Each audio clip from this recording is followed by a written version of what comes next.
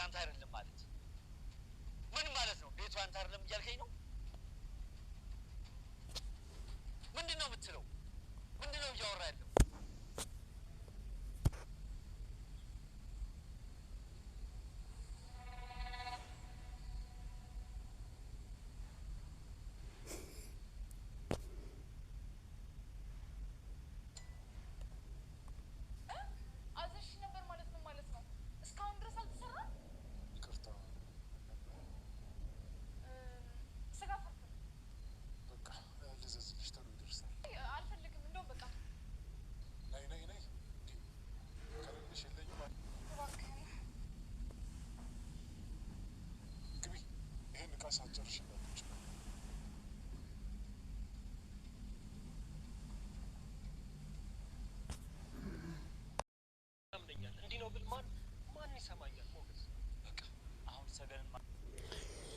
መድብል ታክሎ እንግዲህ ሰገንን አገኝቷታል ማለት ነው። አክሊሉ እንግዲህ ቤት ልሸጥ እንዳይሸጥ ሞገስ ቤቱን አሳግቶታት ማለት ነው። ከባለሀብቶች ጋር ተደውለው እንግዲህ ቤቲ ታግቷል፣ መሸጥ አትችልም፣ የቤቱ ባለቤት እስክታወቅ ድረስ አንተ ምንም ነገር ማድረግ አትችልም ተብሏል። እንግዲህ አክሊሉ በጣም ተናዷል። እንግዲህ ሰገንን ባገኛችሁበት ግደሉ ብሎ ለአጋቾቹ ትዕዛዝ ሰጥቷል ማለት ነው። እንግዲህ መድብል እሷን ስላስመለጣት በጣም ደስ ብሎታል። እንግዲህ ግን እስካሁን ድረስ ሊያገኛት አልቻለም። ፍለጋውን እንደቀጠለ ይገኛል መድብል። እንግዲህ ውድና የተወደዳችሁ የሰላም ዩቱብ ተከታታዮቼ በያላችሁበት ቦታ ሰላማችሁ ብዝት ይበልልኝ። ከኔ ጋር ሁሉ ሰላም ሁሉ መልካም ነው። መድብል እንግዲህ እንደምንም ሆኖ ሰገንን ከአክሊሉ እጅ አውጥቷል ማለት ነው። ሰገን ግን ጠፍታለች ማለት ነው። ሞገስ ደግሞ አሁን እሷን ልጅ እኔ ባያትም ላውቅ አልችልም፣ ስለዚህ ተዋት እባክህን መድብል ተዋት እና ምግብ ብላ ብስል እንግዲህ ምግብ መብላት አልችልም፣ እሷ ምግብ አልበላችም አልጠጣችም፣ ስለዚህ እሷን እስከማገኛት ድረስ ምንም ነገር አልቀምስም ብሎ እንግዲህ መድብል እስካሁን ድረስ ምግብ የሚባል ነገር አልቀመሰም ማለት ነው።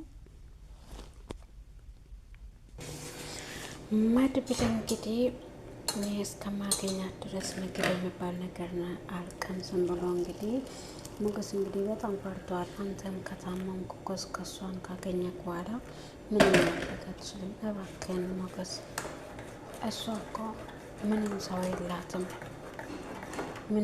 የላትም፣ እናት አባት የለም፣ ዘመድ የላትም፣ ስለዚህ እኔ ማግኛት አለብኝ፣ እሷን አግኝቼ አግብቼ አብሬ መኖር ነው የምፈልገው ብሎ እንግዲህ መድብል ለሞገስ ይናገራል። ሞገስም ደግሞ አዎ እናደርጋለን፣ ግን አንተ ዛሬ ላይ መድከም የለብህም ባልተክ ካሌብ ግን እንደ አክሊሉ አልበደለኝም፣ ሊገለኝ እያሰበ ነበር እንጂ አክሊሉ ግን ገሎኝ የቀበረ ሰውዬ ነው፣ እሱን እንዴት ብዬ ነው የምመራው ብለው እንግዲህ መድብል በጣም ተናዷል። እንግዲህ አክሊሉ ከመርዞ ስልክ ወስዶ እንግዲህ ለመድብል ደውሎ ነበርና መድብልን እንኳንም አንተ ፈሪ ነህ እንደ ጀግና ነህ ስትባሉ እኮ ነው የሰማሁት። መድብል እንግዲህ እሷን አግብቼ ከሷ ጋር አብረ ህይወትን መቀጠል ነው የምፈልገው። ያ ቀን ነው የናፈቀኝ። ህይወቴን ሰጥቼ የጠበቅኳት ሞታለች ሲባል ራሱ ያላመንኳትን ሴት አግኝቼ አብሬ መኖር ማለት ለእኔ ትልቅ ነገር ነው። ሞገስ እባክን እርዳኝና ሰገንን አብረን እናገኛት ይላል። እሺ በቃ ወደ ቤት እንሄድና እረፍት ውሰድና ምግብን ብላ ወይም ሆስፒታል እንሄድና እታከም ስል አልሄድም፣ የትም ቦታ አልሄድም፣ እሷን ሳላገኛት ወደ ቤት መመለስ አልችልም ብሎ እንግዲህ የአክሊሉ እናት አክሊሉን እንግዲህ አክሊሉ ተናዶ እኔ ህመም ነው የምፈልገው፣ ህመም፣ ጭንቀት፣ ሰውን ማግደል ነው የምፈልገው ብሎ እንግዲህ ራሱን እጁን ለመቁረጥ ብላ ይዞ ይመጣል ማለት ነው። እናትየው መጥቶ ደግሞ በጣም ደንግጣ ታለቅሳለች። ልጄ ምንድነው የሆነው? አንተን ያግዜ እኮ ሴጣን ነው፣ አንተ መላይማ አለ፣ አሁን ጸበል ደን ተጠምቀክ ትመጣለህ፣ በውስጥ ላይ ያለ ሰይጣን ሁሉ ይወጣልና ከዛ በኋላ አንተ መልካም ሰው ትሆናለህ። እንዳየከውም ባለቤትም ብን ብሎ ጠፍቷል። አንተም ደግሞ አንተንም ካጣው ለእኔ ማናለኝና ልጄ እባክህን ጸበል እንሂድ ስል እንግዲህ የሆነ ሰበብ አምጥቶ አክሊሉ እኔ እኮ ኩችን ላይ የሆነ ነገር አግኝቼ በልቻለሁ፣ አሁን ሳይበላ ነው ጸበል ምከደው እቴትዬ እባክሽን እኔ ማሄድ አልችልም ብሎ እንግዲህ እናቱን አሳምኖ መድብልን ለመፈለግ ይሄዳል። መርዞ ጋር ሲሄድ መርዞን እንግዲህ አስጨንቆ ሲይዝ የመድብልን ቁጥር ይሰጣል ማለት ነው።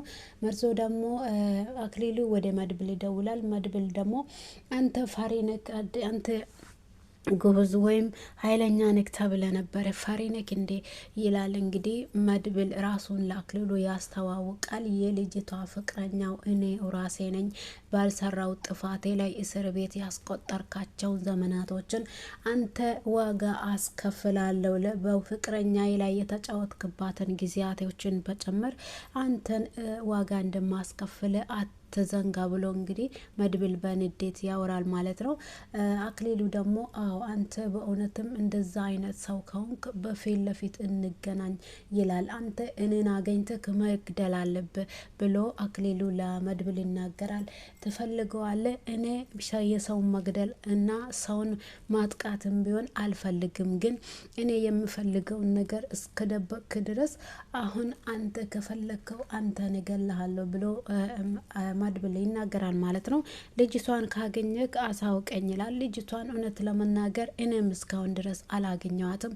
እንደዛ ከሆነማ አሁን ካገኘዋት ወደ እኔም ወደ አንተ ማትመጣም ወደ ሰማይ ቤት እልካታለሁ ይላል ማለት ነው። እንግዲህ አክሊሉ እሷን እንዲፈልጉ ለአጋቾቹ ብር ከፍሎ እያፈላለጉ ይገኛል። ካገኛችሁት ወደ እኔ እንዳታመጡ ግደሏትና ወደ ሰማይ ቤት እንድትልኳት ነው የምፈልገው። እኔም አላገኛትም፣ መድብልም አያገኛትም። መድብል እንደሆነ እድሜ ልኩን እሷን እየጠበቀና እየፈለገ ይኖራታል እንጂ እሷን አያገኛትም በፍጹም ብሎ እንግዲህ መድብል አንተ ጸበል ማሄድ አለብክ የኔ ልጅ እባክን ብላ እናቱ ትለምናለች። እቴቴ እኮ እኔ ጸበል ሊሄድ እኔ እኮ ጸበል አልሄድም እናቴ፣ እኔ ጸበል ማሄድ አልፈልግም። አንቺም ደግሞ እጅሽ ሳይሻልሽ ውሃ መንካት የለብሽም፣ ዶክተሩ እኮ ነግሮሻል። እቴቴ እባክሽን እሺ በይኝና ብዙ ነገር እስከ ዛሬ ድረስ እሺ ብዬሻለሁ፣ የዛሬውን ግን እሺ ማለት አልችልም።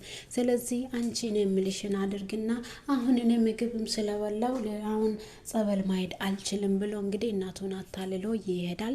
ከዛም እንግዲህ መርዞ ቁጥር ስሰጠው ለመድብል ደውሎ ያወራል። መድብልም ደግሞ ዋጋ አስከፍላለሁ ላስከፈልካቸውና እድሜ ልኬን የተጫወትክባቸው እስር ቤት ላሳለፍኳቸው ቀናቶች እያንዳንዱ ቀናቶችን አንተ ትከፍላለህ ዋጋ፣ ስለ ፍቅረኛዬም የኔን ህይወትንም እንደዚህ ስላስመሰቃቀልከው ህይወትን አመሰቃቅላለሁ። በእኔ እጅ ከገባክ የትም አታመልጥም። እኔማ አንተን ፈልጌ ከቤት ድረስ እመጣለሁ፣ ጠብቀኝ ይላል። አንተ ፈሪ ነህ፣ መቼም እኔን ልታገኘኝ አትችልም። እኔን ካገኘክ እኔን ፈልገ አገኝተክ መግደል አለብክ ይላል እንግዲህ አክሊሉ ለመድብል። መድብል ደግሞ ለሞገስ እንዲህ ብሎኝ እኮ ደውሎልኝ ነው ብሎ እንግዲህ ሞገስ በጣም ደነገጠ። ያንተን ቁጥር ከየት ነው ያገኘው ለአንተ ሊደውል የቻለው ብሎ እንግዲህ ሞገስ በድንጋጤ ሲያወራ፣ ሞገስ ምንም የሚያስፈራ ነገር የለም፣ እሷን ፈልጌ ካላገኘኋት ቀጥታ ወዛ ሰይጣን ቤት ሄጄ ራሱንም እገለዋለሁ ይላል መድብል። ሞገስ ደግሞ ተጠንቀቅ፣ እኔ ቤቱን አሳግጀዋለሁ፣ ቤቱን እንዳይሸጥ ስላደረግኩት አሁን በቅርብ ጊዜ ይሄኛውን ስሰማ ራሱን ጥሎ ጨርቁን ጥሎ አብዶ ወደ ውጭ እንደሚወጣ አትጠራጠር። ስለዚህ ከሱ ጋር አትጋፈጥ፣ እሱ በጣም ሰይጣን ነው። አክሊሉ ማለት በፊት ለፊት አይቶ አንተን መግደል ወደ ኋላ የማይል ሰው ነው። ስለዚህ እባክህን መድብል እኔና አንተ ደግሞ እንደምንተዋወቅ እንዳያውቅ ተጠንቀቅ ብሎ እንግዲህ ሞገስ ለመድብል ይናገራል። መድብል ችግር የለም ቢያውቅም ደግሞ ምንም የሚያመጣ ነገር የለም፣ ስለዚህ አንተ ማትጨነቅ ብሎ እንግዲህ መድብል ሞገስን ሊያጽናና ይሞክራል። እፍራታ ደግሞ እንግዲህ አክሊሉ መጥቶ ምን እንዳላቸው ከቤቱን ልቀቁ፣ ቤቱን በዚህ ወር ውስጥ መልቀቅ አለባችሁ ብሎ አክሊሉ ነግሮ ነው ቤቱን ልቀቁ ብሎናል ብላ እንግዲህ መታ ለሞገስ ሚስት ስናገራለች። የሞገስ ሚስት ደግሞ አይ ቤቱን አትልቀቁ፣ 2 አመት ሳይሞላ ማንም ሰው ውጪ ማለት አይችልም። ስለዚህ ህግ አለበት ምድር ነው ያለ ነው። አንቺ እሱ የሚለውን ነገር ምንም ነገር አንቺ ማንሽ እንዲሁም ደግሞ መርዞም ሆናችሁ እሱ የሚለውን ነገር ምንም ነገር አትስሙ። ስለዚህ ተጠንቀቁ። ምንም እኛም ብሎናል፣ ግን እኛም አንወጣም ብለነዋል። ስለዚህ አዲስ ነገር ትሰማላችሁ፣ የሆነ ጉድ ነገር ትሰማላችሁ። እስከዛ ግን ጠብቁ። እንግዲህ መድብልና ሞገስ ሰገን በነበረችበት ቦታ ምግብ እየበላች በነበረችበት ቦታ ምግብ በልታ እንጂ የምትከፍለውን ነገር አታ ስትጨነቅ እቃ ይጠብ ብለው ወደ ክችን ይወስዳሉ። በዛ መሀል እንግዲህ መድብልና ሞገስ ምግብ ቤት ይገባሉ። እሷ ግን ክችን ነች። መድብል ወደ ሽንት ቤት ይሄዳል። እሷ ደግሞ ቃጣ ጨርሳ ከዚህ ከምግብ ቤት ይወጣለች።